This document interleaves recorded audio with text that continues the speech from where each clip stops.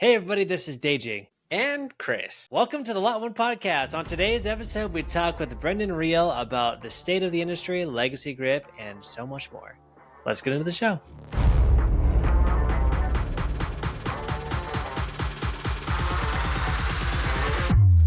All right, well, thank you so much for being on the podcast, Brendan. Do you mind giving the folks at home a bit of a backstory on who you are and how you got to where you're at?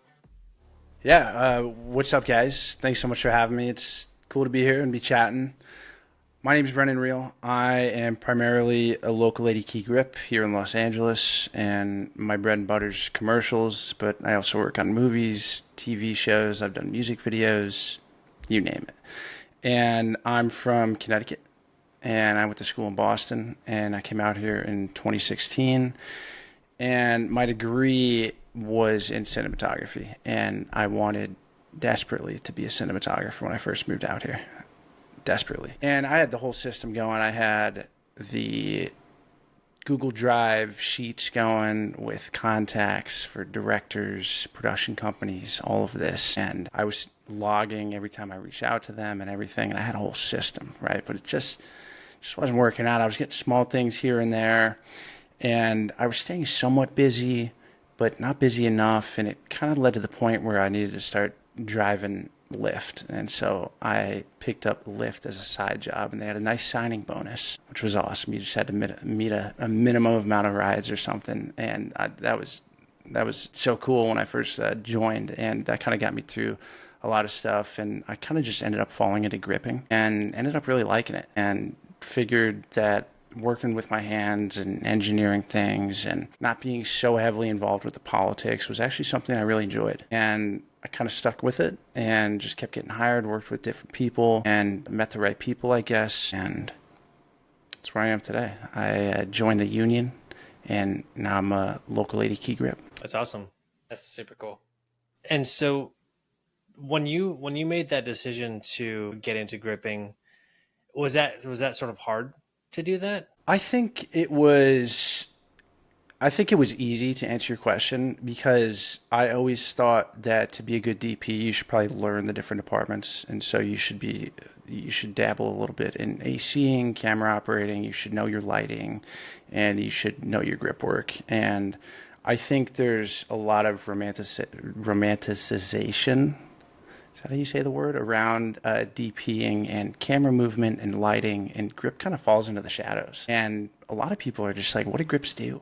I remember when I was young watching movies, and I was like, what's a grip, when the credits rolled by? And little did I know I'd become a grip, which is just funny. But I think that falling into gripping was pretty easy, because in my mind, I was thinking that I was becoming a more well-rounded cinematographer, or positioning myself to be a more well-rounded cinematographer. So it was kind of in that realm. So I was figuring it would just help me out, but I didn't figure that I would transition from wanting to be a cinematographer to a grip.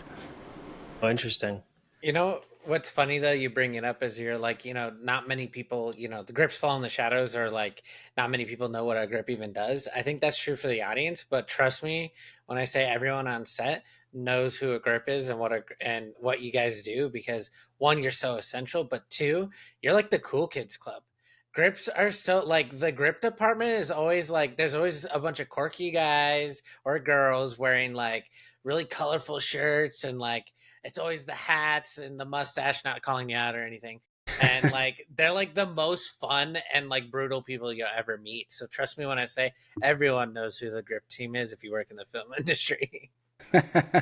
Appreciate that. Yeah, we help every department, and there's a lot of interesting people in the grip department for sure. So for the people at home, what does maybe who are not in the film industry yet, what does a grip actually do? So a grip has a few different jobs, and what we'll do is we'll shape and modify artificial and natural light. We will take care of any overhead rigging.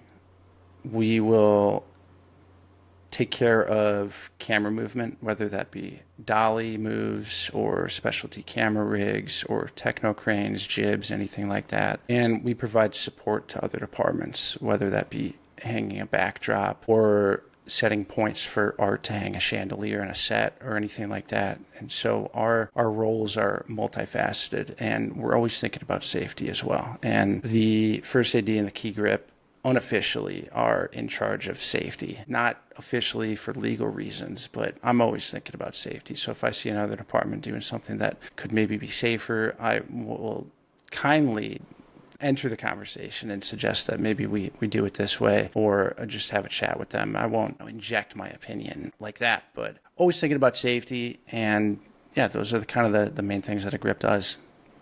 Nice.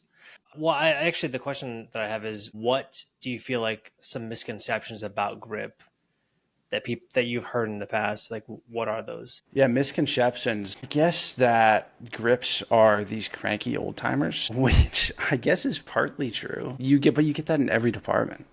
Yeah. But that everyone is grumpy at their job and doesn't want to be there, and at least not with my crew. My crew is awesome, and like I said, that happens in every department. But that's the main one that comes to mind. Yeah. Okay. Starting out in the film industry, I had a lot of confusion of like different departments. Can you actually differentiate for those who may not know the difference between like grip and like G&E, or like electric, like, you know, a gaffer versus a key grip? What are the key differences? Because you guys, there's a lot of overlap there. So, you know, maybe helping a young filmmaker figure that out. Yeah, for sure. So G&E is an all-encompassing term, and what it stands for is grip and electric. And the grips and the electrics work hand in hand, and the key grip and the gaffer both work in conjunction for the DP. And so the DP is my boss, the DP is the gaffer's boss. But what happens is, and the gaffer's in charge of the electricians, and the key grip's in charge of the grips. And so the gaffer and the electricians are in charge of set lighting, and so they will place the units. They'll decide, the gaffer, in coordination with the DP, will decide which units to use, and they will run set power, all of that stuff. And the grips more are shaping that light that's been placed there and diffusing it and modifying it. And we also have all those other responsibilities that we talked about earlier for camera movement, overhead rigging, and just general safety. So it's, to summarize, the electricians, like their name sort of states, are in charge of set power and lighting, and we are in charge of shaping, modifying that lighting, and the other stuff. That's awesome. So I feel like the grip department touches way more of the set than like a lot of people realize. You know, you do help a lot of other departments with stuff. What are some of the areas that a person may not know that you actually are involved in? Yeah, so grips actually move set walls when we are on stage and we're filming. When we have a wild wall, which is a wall that has been constructed that is able to move. I guess technically all set walls are able to move, but they've been constructed specifically to come apart real fast, and we would move them out of the way. Let's say you want to get a shot that's from behind the bed in a bedroom set, and the bed's right up against the wall. If they had a wild wall behind the bed, we could unscrew it, we could move the wild wall, and then we'd be able to get the camera right in there, right behind the bed, to get the shot that looks into the room. So moving sets once the cameras are rolling are a grip's responsibility. And a lot of little things. If, let's say, an actor's too short, we'd fly in some apple boxes to prop them up so that we can get them to proper height. And we're always giving equipment out to different departments, camera for C-stands and sound for boom mics, stuff like that. So a lot of people rely on us for the gear that we bring to set as well.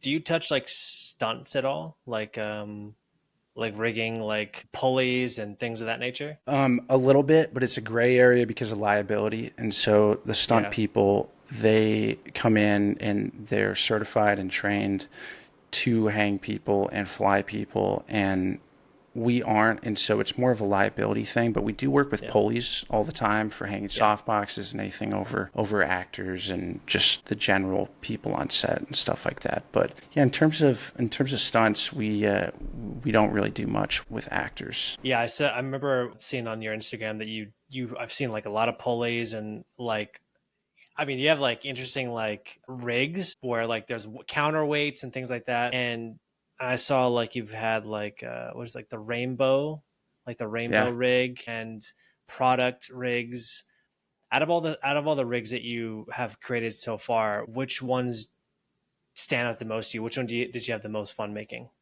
That's like asking a filmmaker what their favorite movie is. Okay. It's a Okay. difficult Okay. How about question. top five? Top five. I love camera rigs. I think moving the camera is one of the most fun aspects of gripping. By the way, I think gripping is probably the most fun you can have with your clothes on. But camera rigs are awesome, whether the car rigs, objects to cameras, or just moving camera rigs. Love doing it all.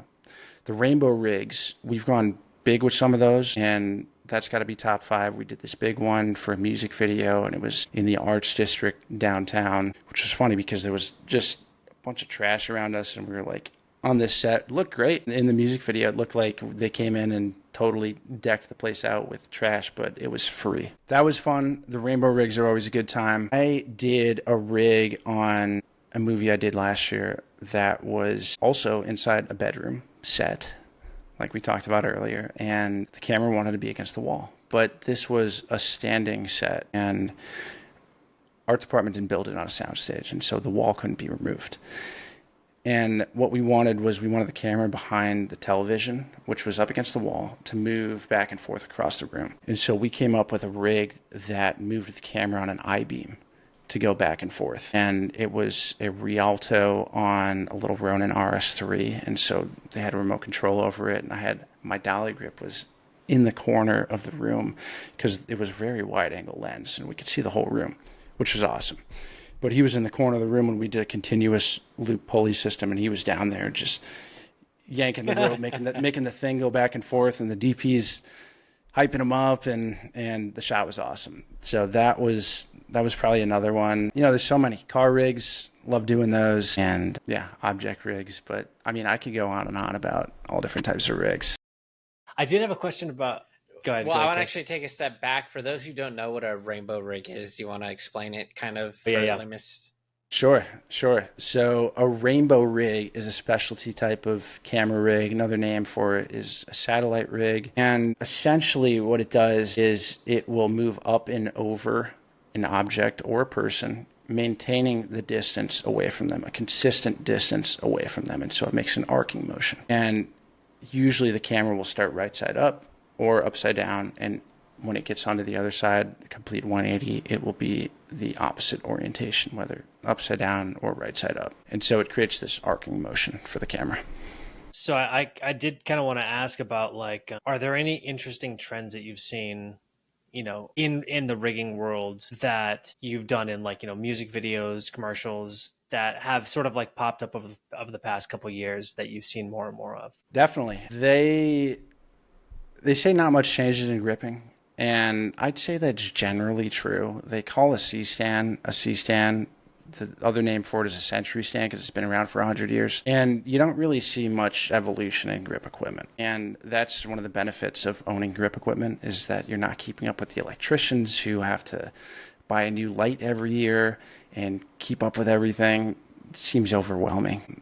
But there have been some advancements in gripping over the past few years, one of them being modular truss. And I own a different company, and we rent out modular truss, and the specific brand is I.A.T.S.E. And you may have seen it. It's this little 6-inch by 6-inch truss, and it's silver, has a bunch of holes along it, and it is stronger than box truss, and it's smaller.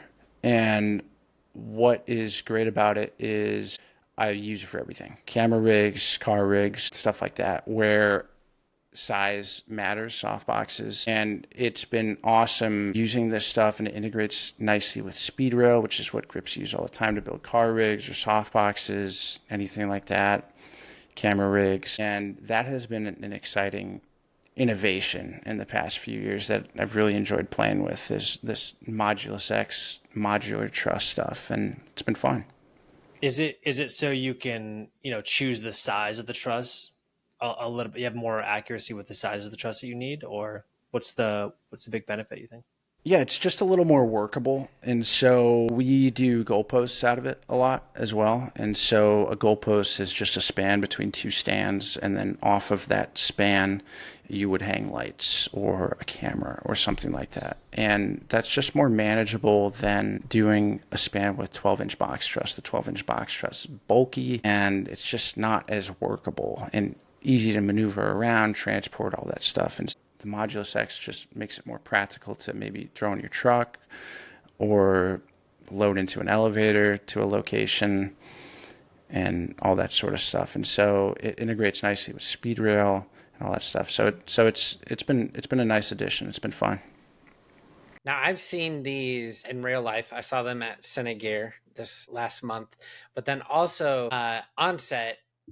And I've also watched a ton of your videos. To me, it's like the second I saw it, like I didn't even have to really understand like how it's used. I understood instantly how it was used, and like I feel like it's something that you could figure out really quickly because it reminds me of like Connects or Legos.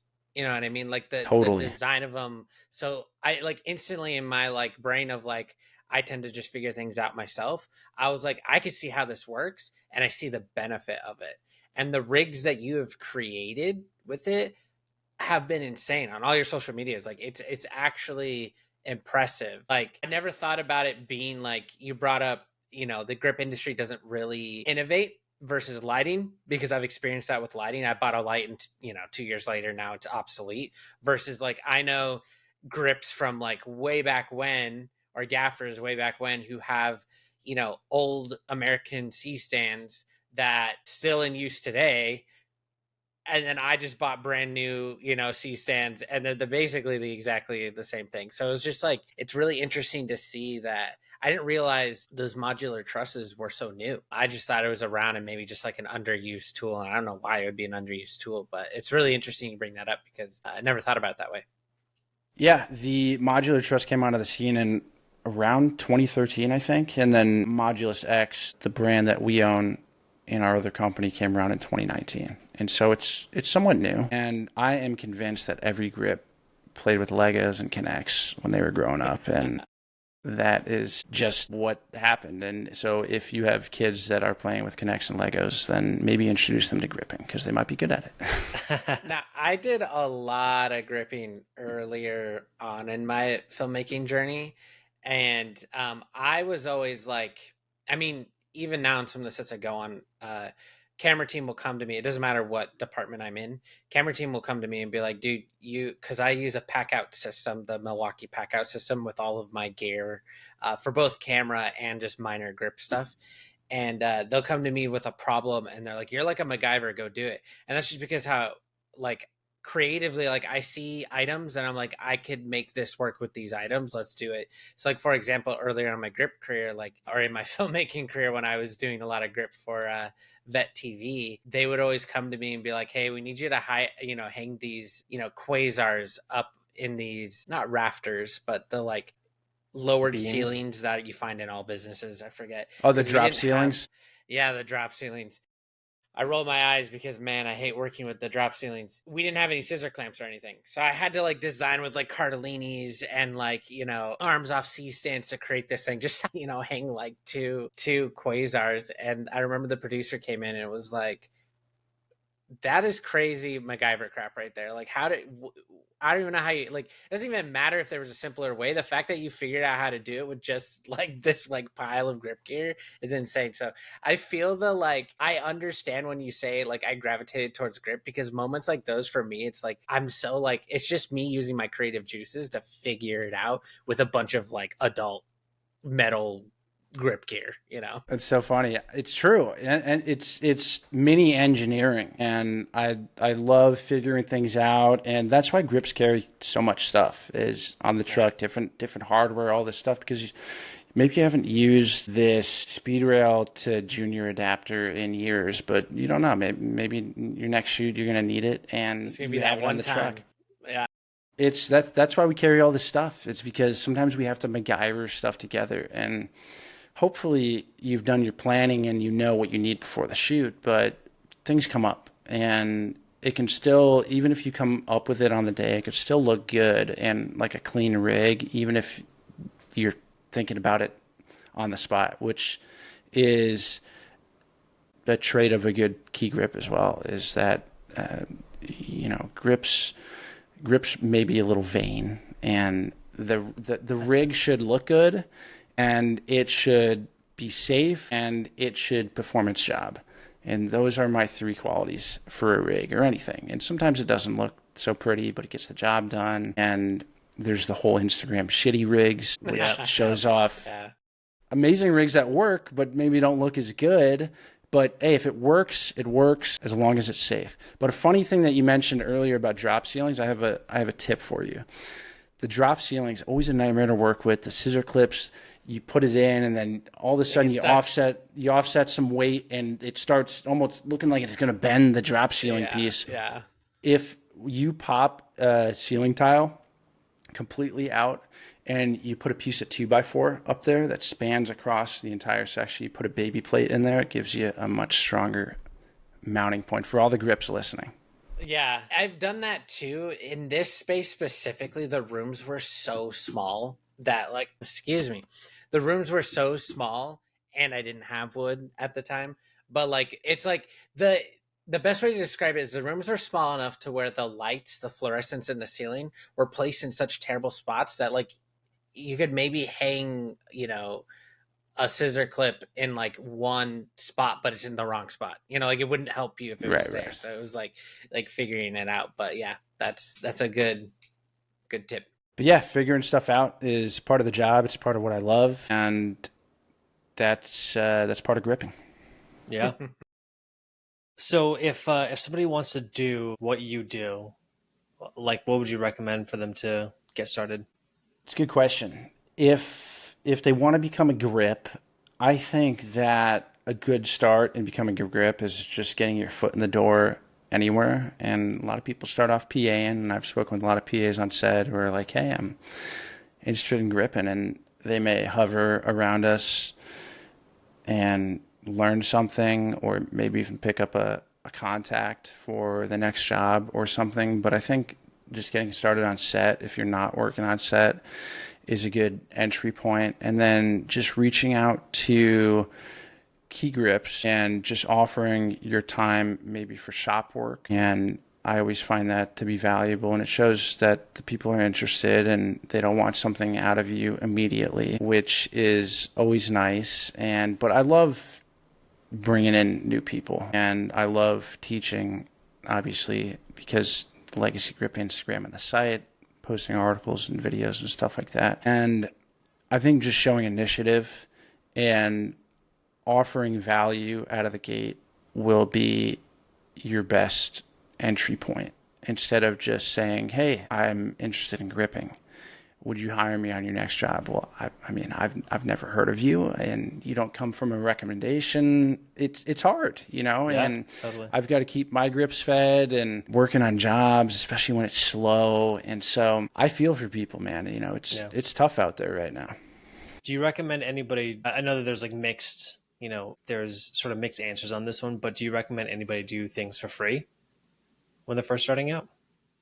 I think there is some contention around this as well. And I guess I can't officially say yes, but that's what I can probably tell you what I did. And I started off working some things for free. And again, I think it's a great entry point. Student films. I know a lot of people did some stuff at AFI, and we'll go out on those films, which are a few steps above student films. And you meet a lot of great people there as well. But on the topic of for free, there are also events that you can go to, filmmaking events, and that's for free. Nobody's getting a rate, but events are great, and workshops, stuff like that. And so I think there are a lot of great networking opportunities that you can use to get started gripping.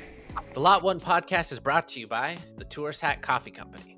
You know what keeps me running on those long film sets, Stagey? What's that, Chris? Coffee. And you know what's the worst thing ever? A swift kick in the pants. No, bad coffee. So that's why I choose Tourist Hat Coffee Company's high quality coffee beans. Their artisan roasted single origin coffee and handcrafted blends are so much better than those stale stuff you get from those other brands. Yeah, those things are bad. Tourist Hat Coffee Company's coffee is artisan roasted, micro roasted, single origin, and their small batch roaster that handcrafts their blends to maximize peak freshness upon delivery. Family owned and operated. What more could you ask for from a coffee company, Deji? I literally can't think of anything else. If you're still not sold, a portion of each purchase goes towards contributing to some of their favorite nonprofit organizations, such as Animation Dance Community, Seeds of Hope International, and Beautiful Gate Orphanage. These guys are good. Make Tourist Hat Coffee Company your new go-to quality coffee choice with our exclusive offer for you, the Lot 1 podcast listener. Oh, listen up, guys. First-time customers can use the code LOT1BOGO at checkout to receive one free bag of coffee when you buy two. That's right, Deji, a buy two, get one free. Whoa. So head on over to touristhatcoffeecompany.com and use promo code LOT1BOGO at checkout. Again, that is LOT, the number one, BOGO at checkout. Whether you work in the film industry or not and want a delicious cup of coffee, this is the perfect time to stock up on your favorite blends of coffee or try something new. I know I'll be brewing Tourist Hat on my sets moving forward, Deji. Again, that's promo code LOT1BOGO, LOT, the number one, BOGO at checkout to claim your buy two, get one free. Terms and conditions apply. Tourist Hat, coffee that fuels your adventure. I actually want to ask about Legacy Grip, but before I do, you mentioned something before that I actually never heard of. And you said shop time. Can you explain what that is? People may not know. Totally. Me, maybe. Totally. So I own a grip truck, and my grip truck is at a shop, and we keep both the truck there, and I have a shipping container there at the yard. The yard is what we call it. And the container is called the bin. So that's nice. All the lingo, the yard, the bin. And so when I tell my girlfriend I'm going to the bin, she knows that that is at the yard, and that's where I keep my truck. Nice. And so shop time is going to the yard and either working on the truck or loading up a package or reskinning frames or checking things when they've come back off a rental, stuff like that, organizing and just making sure you're prepared for the next job. Nice. Is this something that is this something that you do, or is this something that happens pretty commonly throughout the industry, that there are a lot of shops and people can, do shop time at different? There are a lot. And so It's not just exclusive to me. A lot of owner-operators that own gear will do shop time, especially if they're renting out their equipment to other people that they might not know. And then the package comes back, and you kind of have to sift through everything in the rags just to make sure nothing's damaged or anything like that. Electricians, they do shop time a lot more because they essentially customize their lighting package for every job, and they have to load up specific lights onto their truck before it goes out. Whereas a grip truck, it kind of has the standard package on the truck at all times. And so I don't find myself loading in specific carts or anything like an LED cart or a Titan tube cart or anything like that for my jobs. And so that's another thing that's really nice about gripping, is that I just show up with my truck and I'm ready to do the job, and I know I have what I need. But shop time is a pretty good opportunity for people who are maybe newer to the industry to get access to not only the grips, but like the gear, and get to ask questions, you think? Or I think so. And who knows, maybe the person that you're offering shop time to would pay you hourly to come help at the shop. Maybe after you initially meet them and you show that you're interested and you want to learn more. And I think that shop time is a great opportunity to learn the gear and all that stuff. I had a buddy who was new to gripping, and I linked him up with a key grip buddy of mine, and the key grip buddy of mine is pretty well known, and he had a big shop and he was doing a lot of jobs. And I said to my friend who was getting into gripping, I said, you got to go link up with this guy. You got to work at his shop and that's going to be your best entry point so that at least you can know the basic stuff, and then I can start bringing you on jobs. And it worked out. He grips for me now, and he really leveled up his knowledge by doing shop work. And rental houses as well are great, and that is guaranteed pay. Whereas maybe if you do some shop time, maybe they'll pay you hourly or something, but a rental house is another great option to at least learn the gear and start getting your footing in the grip world. Nice. So can you explain a little bit about Legacy Grip and what you're doing over there? Yeah, totally. So Legacy Grip initially started as a grip rental house. And if you had asked me years ago whether I wanted to own gear, the answer was no. Seemed like a hassle. I had no interest, and I was renting other Key Grips trucks for my jobs as I started to get more jobs that allowed for a grip truck on them. And I was just like, this money could be going into essentially my pocket or my company. And I was like, it would be silly not to start collecting gear and start a company. And any Key Grip worth their salt in the industry doing big movies and whatnot has a grip package as well. And I was am very serious about gripping. And so I decided it was time to take the next step and purchase a package. I did so in 2022 was my first grip truck, only grip truck right now. It's a 5-ton, and yeah, it's been working great for me, so I take it out on every job. But we've since then transitioned from being a grip rental house to being more educational content.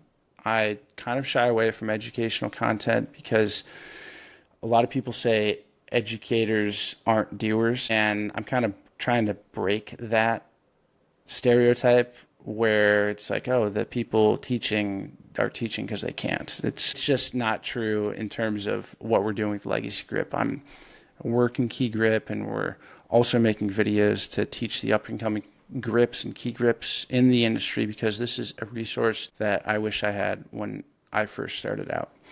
And so we will teach basic set stuff, and we'll teach more advanced knowledge as well. And recently, earlier this year, we launched our Legacy Grip site, which has blog articles, case studies, Project BTS, rig breakdowns, and we're building a library of rigs for people to reference for when they want to go and build a similar rig. And we have an email newsletter and all that stuff, and courses coming soon as well. And so we started as a simple grip rental company, which mainly serviced my jobs, and we've expanded into kind of a platform for grips to grow away from set. That's awesome. That's wonderful. And go ahead, Chris.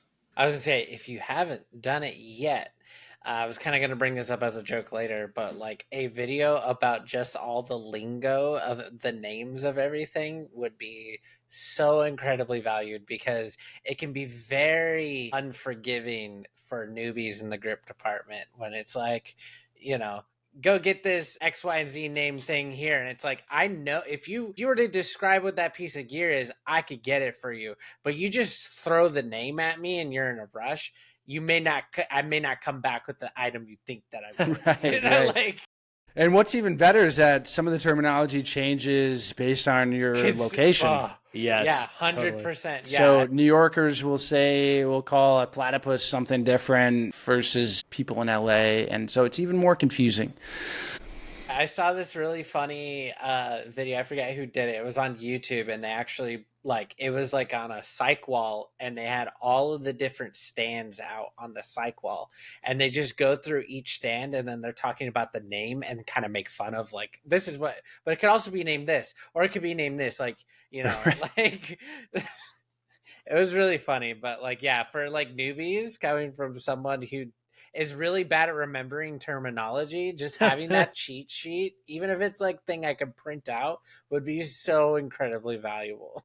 Yeah, definitely. That's a good idea for a Legacy Grip cheat sheet. But that's it's a little bit of a barrier to entry for new people, especially if you're coming from not working on set. If you were maybe a PA or coming from camera or something, it's a little bit easier to grasp. But definitely, there's so many terms. Yeah, so many terms you have to know. Yeah. I'm going to go back a little bit. So, why did you, I guess, choose to start your own company? Yeah, so I chose to start Legacy Grip because any key grip worth their salt has a grip package. And it's nice to have your own gear and you know what's on the truck and you know that you have what you need. And you can also start collecting these little trinkets and gadgets that can live on your truck that you wouldn't get from a rental package. And so if you go to a rental house and you say, hey, I need a custom knee brace for a foot shot camera rig, they're going to be like, what? And granted, anyone can build something like this, even if they don't own a grip truck, but that thing lives on my grip truck. And so if we need to pull it out for a specialty shot, we can. Or we're on a shoot and we want a super clean 3/4 inch square stock softbox. You go to a rental house, they're going to say, what is that? Square stock. We have square stock for building diffusion frames and solids, but we don't have 3/4 with Velcro on the side for sides and Velcro on the diffusions to create this super clean, I'm telling you, super clean softbox. But we have that on the truck. And so it's collecting all these little things that really inform the way you work and are crucial to how you build things and work with things is really the fun part about building a truck package and having your own gear is that you can make it whatever you want, which has been awesome. So You know, I never thought about this. I'll let you go, but I never thought about this. But do you feel like you have a style as a key grip?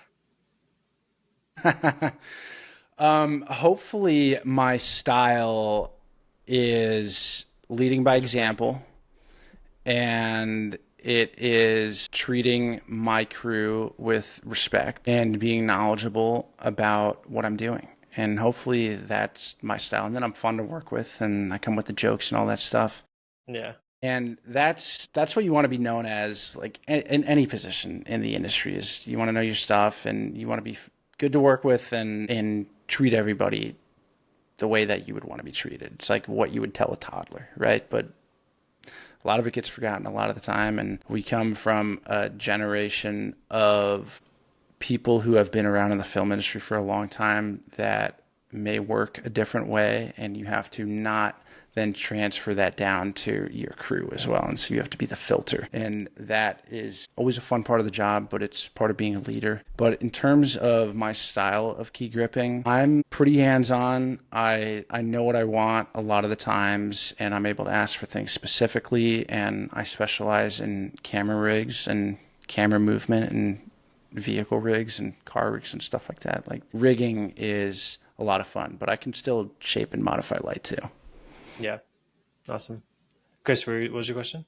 Oh, I was going to bring up an example. Like, I know this would be more electric, and I learned this from a DP really on in my filmmaking journey on a really small set, like a crew of 5.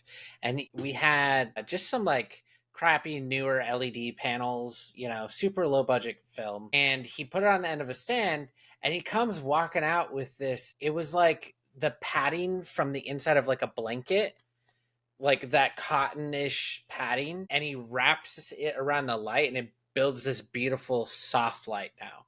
And I like at the time I was so like, oh my god, like you could just go buy that at like Walmart for like nothing, and it just made this beautiful like softbox. And ever since then, I always carry around with me. I have these linen / cotton old dish towels that are just white that I always carry with me for like really quick. Oh, we just need to soften this. Okay, and just like tie it around it. Like literally for the podcast, the light that I'm using is one of those old crappy lights that I've retired since then, and it's wrapped in that same exact cloth to create more of a softer light. And that's just something I picked up like on set, and it's a random thing that now that I carry with me literally 100% of the time because I saw someone else MacGyver something. Like you don't need to spend hundreds of dollars on a softbox when you could just create your own. No, it's true. And the diffusion that you're talking about, we call it snow because it looks like snow. That's been, and it's like a grip's dream is that you just throw the snow on the light and we don't have to shape it and forest it. We might have to shape it, but it just creates this really nice quality to the light. And look, behind every light is essentially a light bulb, unless it's diodes from LEDs. And part of the grip's job is to make that light look a certain way. And some lights come with the modifiers, like sky panels. They have the diffusions that go in. Yeah. And light mats, you can Velcro on the diffusion, and that takes away some of our responsibility, which is fine. I'm not complaining about that. It's great, actually. But behind that are just light sources, and the grips are in charge of the quality of the light that eventually reaches your talent or your scene or your subject. And we have a multitude of options, but the electricians have come up with a lot of great things, the snow being one of them. And I love when they put pool noodles on asterotubes. Yes. Which was another great invention. That was awesome, and what would be funny is if they made, I mean, asterotubes are full RGB, but if they had like a half straw poo noodle, which wouldn't make sense because they can just dial in the tube to be half straw. But they have half straw and CTB and CTO grids, like full grid, half grid, quarter grid, which I think is genius as well. Maybe another recent innovation in the grip world. But yeah, light modification and shaping and diffusing is totally in the grip realm, and something that a good key rip and a good grip needs to have an eye for. I want to sort of ask about, I guess how the current state of, production in LA is affecting, your business or just the business in general. Yeah, definitely. It's been a slow couple of years for sure. And it is unusual how slow it's been. And you could see the ripples across the entire United States. And we had the double strike in 2023, which really slowed things down. And now we have what seems like production moving outside of Los Angeles, and we've had it for a while, even the whole United States. But production across the board, even overseas, some people are saying has really slowed down. So it's definitely been a different time, because I remember just 2019 pre-COVID, it was booming, and I didn't have a day off, which I was complaining about back then. And now I wish I could take it back.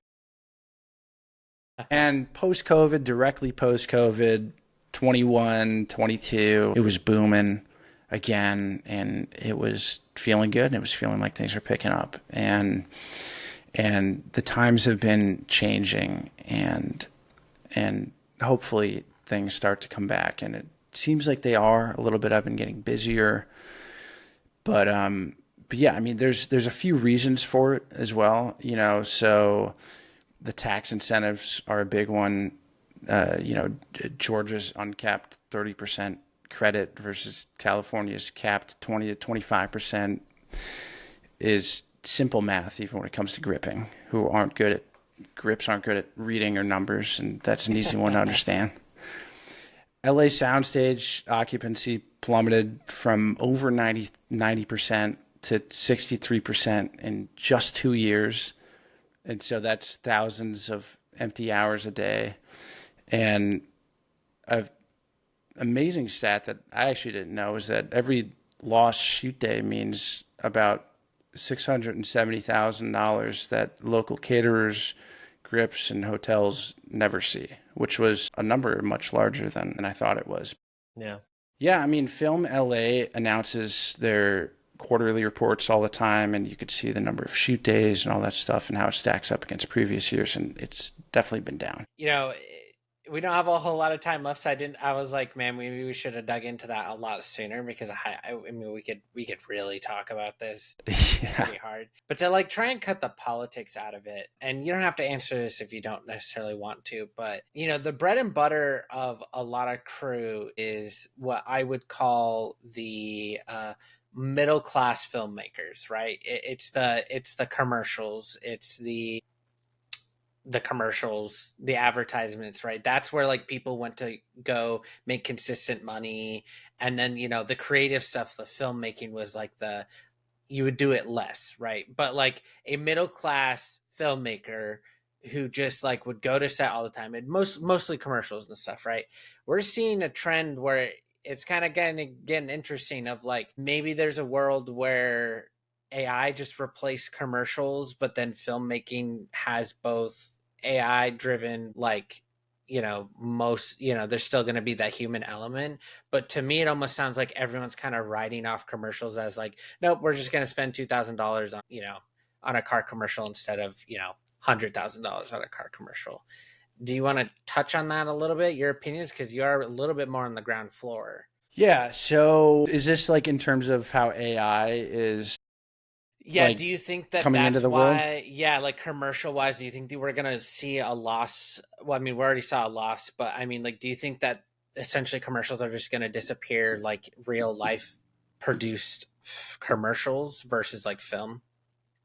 Yeah, so I don't think commercials are going to disappear. I think that the introduction of AI will essentially be a separate avenue, and that will just be another form for people or method for people to create content, but it's not going to completely replace what we're doing on set because the big brands still need exacting execution, and they need to tweak the burger in the fast food spot and twist it a little bit, and you may be able to get there with prompting, but I think that certain people enjoy these luxuries, especially when it comes to brands and commercials and stuff like that. And you can just really get so exacting. And I think that certainly AI will have its place. I'm not gonna sit here and say that we're not going to see AI commercials. Like, I think we will for sure see AI commercials, and we're already seeing them. But I think maybe a good comparison is like how people thought 3D was going to take over filmmaking, maybe, and I mean, now it's disappeared, so it may not be a good comparison. I don't think AI is going to disappear, but I think it's just another method and something else that will run parallel to what we do right now in the film industry, and it's just going to be a different outlet, and I don't really think commercial filmmaking is going to go away. I've seen a lot of more and more recently, a lot more virtual production, being done in like, I'm trying to think of the name, Unreal or, Blender, things like that. Do you think that could create, it'd create like a basically like negative impact, or do you think that there are opportunities for rigging and grip work in the virtual environment? Yeah. I don't know that gripping really translates over to the virtual environment. If you're a cinematographer, I think you can transfer over. If you're a camera operator, I think that you can transfer over. But there are just 3D folks that take over gripping in the virtual environment. And I like to joke with people all the time when we watch an animated movie or something. It's like, yeah, I did the pickups for that one. And they're like, what do you mean? It was an animated movie. And we laugh. And, there's no grips on an animated movie or in a virtual set or anything like that. But when you combine a virtual set with a real set, let's say like an LED volume, then there's definitely gripping involved. And I think that and it's been around a bunch with The Mandalorian and whatnot. They shoot on these LED volumes, and I've done a bunch of car commercials on LED volumes. And I think that is a good mix between what's possible in the virtual world and what we're doing on set. And those are a lot of fun, but I don't think gripping really, I mean, what am I going to do? Sit at a desk and tell a 3D generalist, like, hey, put a flag over, and they're like, they're like, what do you mean a flag? And you're there, you're there explaining what a platypus is, and now we need to fly in a 4x4, and you shouldn't use a C-stand because it's going to be really high. You should use a combo stand. Yeah, that's fun. It's just, it wouldn't translate. But again, I'm not worried that gripping and the filmmaking as we know it is going away. I just think there's going to be a parallel avenue that opens up that's going to run alongside us. And I really do Yeah. think that.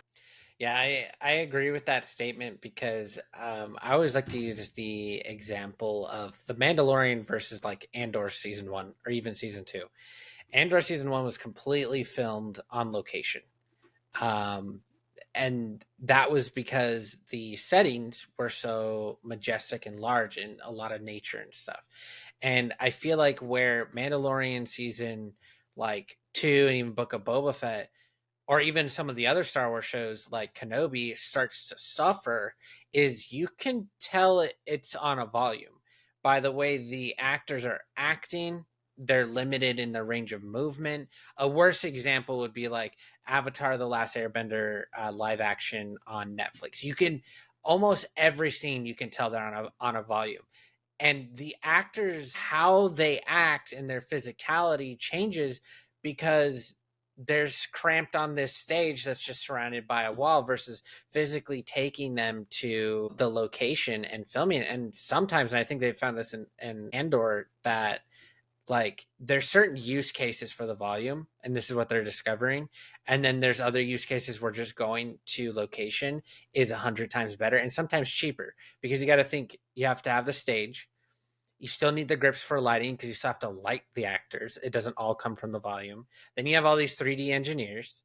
And then it's like it's the same thing, but instead of having to travel people to the spot to film, like it's not really any different. So for me, I always see it as like as we discover these new technologies, we're starting to see, okay, this use case, this works best. This use case, this works best. This use case, this works best. Definitely. And it's all different tools in your toolbox, right? Exactly. And it's just like how it is with gripping is we have all these different things to pull from to make a rig, and that's that. But it's funny because volume work was supposed to make it easier for actors to imagine that they're on set. Like think about where we came from, which was a green screen or a blue screen. Yeah.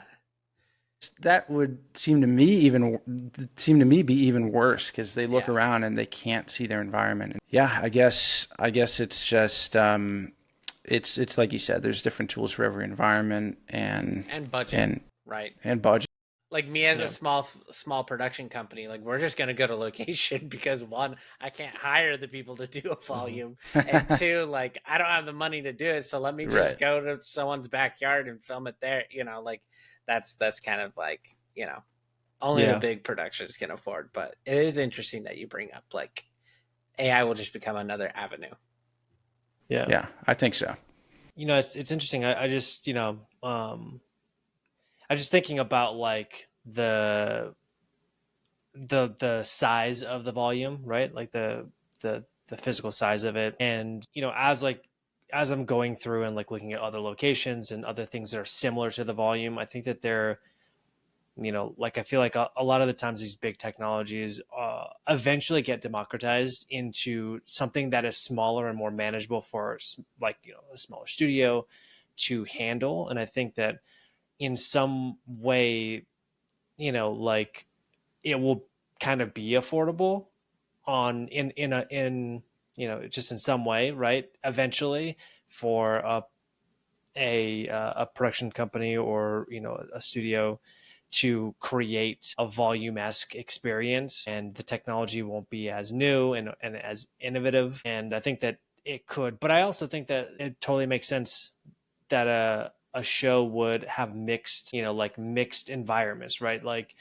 if you're doing pickups for a scene that you've already shot, like 3 weeks ago, and then you have another scene that you shot like yesterday or the day before, and they're two completely different locations, I think maybe going to the volume or a volume-esque is like a lot faster than like traveling everybody. And you can do those two things, within an hour to 3 hours from each other, So definitely Totally. use cases for that. Totally. I mean, as long as you shot plates for your environment while you were there as well, there's so many levels to it. But it's, I totally hear you. I think things are being democratized for sure. I mean, look at Red and where they started with the Komodo when it first came out. And now, what's the Komodo? Like $3,000 or something? Yeah, they lowered it because when Kodak bought them, they changed it. Yeah, I remember that was like 2 months ago, and they were like, "Yeah, it's like super cheap now," and we were all like, "Wait, what?" Like, Still gonna have to pay Yeah. like thousands of dollars for my memory card, but like, Yeah,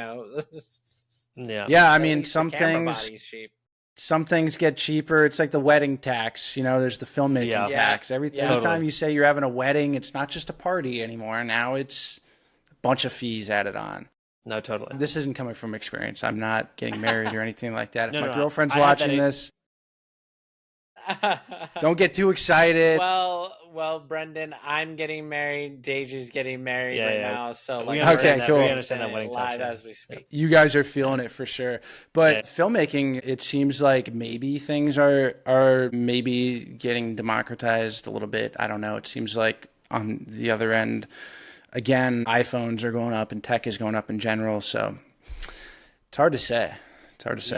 Yeah. I mean, I could sit here and talk hours about like everything turning into like just like cell phone, and then like more movies adopt it. But I'm like, you look at these things and the rig that is on the cell phone kind of makes it like, well, just get a small camera instead of using the phone, so at least the camera team can put their hands on the camera. Like you know what I mean? Like there's a level of like, there's plenty of use cases in this world where innovation goes so far that the ergonomics of it start to fail and it actually makes a worse product. And that's kind of my opinion of like major films using cell phones, is I just feel like it ergonomically for a film set doesn't make sense.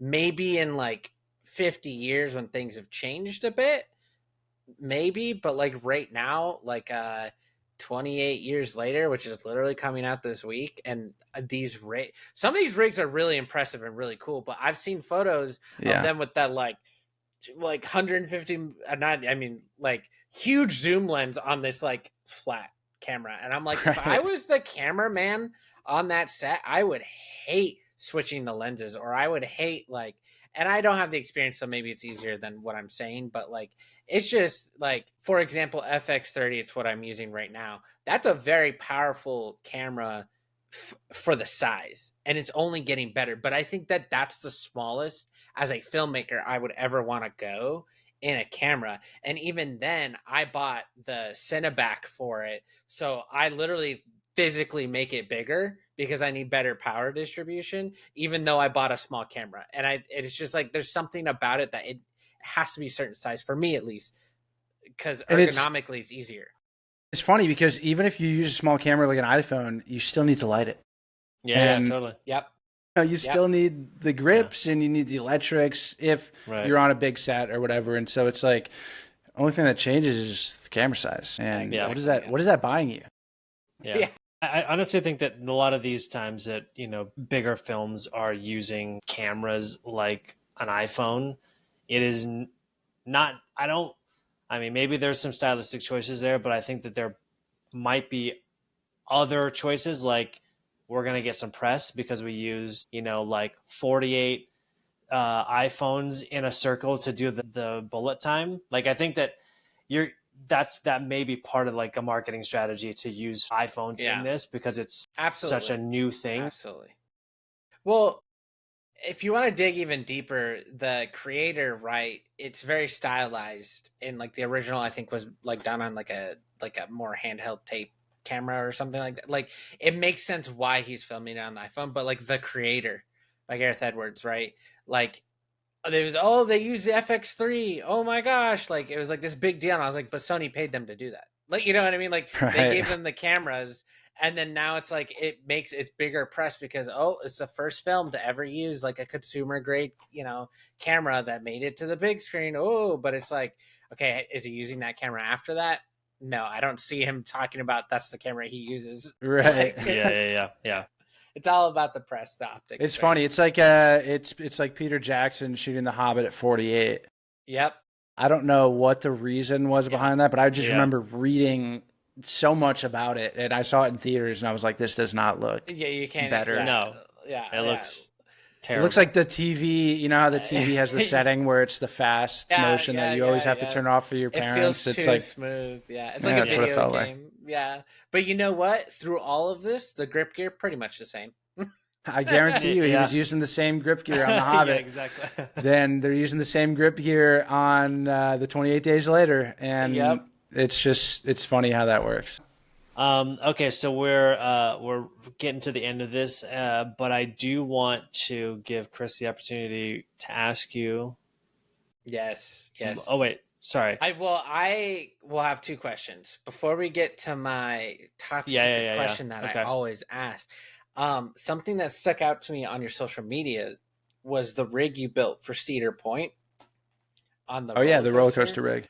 Dude, like watching you do the breakdown, because I was like, is that like screwed into the seat? No, it's not screwed into the seat. And then I saw the ratchet straps, and then you pointed out the ratchet straps, and then like I don't know, speak on it. What is this like? You know, audience members will have to go and look at what is it? It's on the Legacy Grips Instagram and TikTok. Yep, yeah, it's on the social media. It's also on the Legacy Grip site, and you can go and you type in roller coaster, you'll probably find it. But roller coaster rigs are a different beast, and I talked about not doing a lot of stunts, like stuff with stunts earlier, and this is probably the closest we get because the roller coasters over people in the theme park, and you have riders riding and everything like that. And so you get very granular with your process. And roller coasters are a blast to rig, don't get me wrong, but you just have to be very meticulous and careful when you're rigging a coaster and work closely with park staff to ensure you're meeting safety standards and that you're rigging it up correctly. Not like they're dictating how you rig it, but they're checking it for safety as well. You come in as the professional and they trust you. It's funny. So on my movie last year, we were shooting in San Diego, and I forget what the park name was, but it was a coaster on the beach, and I had shot there years ago, and I had done a coaster rig on that coaster, and we came in last year and I was doing a coaster rig there again, and they were like, how's it going? And the guy introduced himself, and I vaguely recognized him, and he showed me a picture. He's like, this is how we like to do it. And I was like, that's my rig. I did that a few years ago. But it's nice to know that you are the baseline for how they want to do those things. It just means I did a good job. Yeah, that's great. But in terms of coaster rigging, what you want to do is, I mean, it's safety, safety, safety. You first want to lock the ride out so that there's no chance of the ride turning on. And that is the most important first step because accidents happen. And when the control boxes aren't in their own separate room, they're like there on the platform or whatever, someone may bump into it and turn the ride on. Not good. So your own safety is first, and then as you're building the rig, everyone else safety comes into play. And you want redundant attachment points, whether those be ratchet straps or hard points for roller coasters. And you want triangulation, which helps mitigate shake and vibration as the coaster is going through. And so it's just about creating this strong foundation of a rig that really stays secure. And that roller coaster I rigged in San Diego, I rode it and it was like a bone rattler. And you get a lot of those, especially if they're those older wooden ones. But yeah, it's about redundancy in securing your rig and triangulation, and then thinking about adjustability as well if you need to get a bunch of different shots. So coaster rigging 101. Yeah. So cool, man. That's awesome. That's all I gotta say. I love looking at a rig and being like, holy moly. Yep. That one was a lot of fun. I was working with Jeff Nolde, the DP, and he does a lot of those media days for theme parks. And so he brought me along, and he does those types of rigs all the time. So he actually traveled with a portable roller coaster rigging kit. Oh, wow. And it was cool. It was decked out. I mean, it had everything we needed. And I didn't even have a package that was as good as this for coaster rigging in my truck. And so you could just tell this guy was really did this a lot and really knew what he was doing, and it was great. The gear was top notch and all that stuff. So it was great. I mean, he taught me a thing or two on that job as well.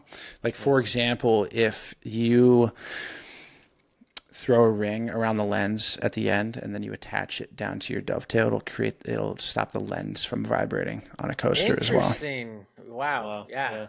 Whoa. I was actually gonna ask about that. If you would need to have like widened the frame out a little bit so you can go and kind fix a post and the shake and post? Because I know you're going to have a little bit of Riel at least. Yeah. I Coaster. think, I mean, I've also done gimbals and 3-axis stab heads on coasters, which helps take out that shake and bumps. But I think a lot of the times when people are doing coaster shots, they actually like the shake and feeling like they're there on the coaster as well. So it goes both ways. Same with car rigs, you know? Yeah.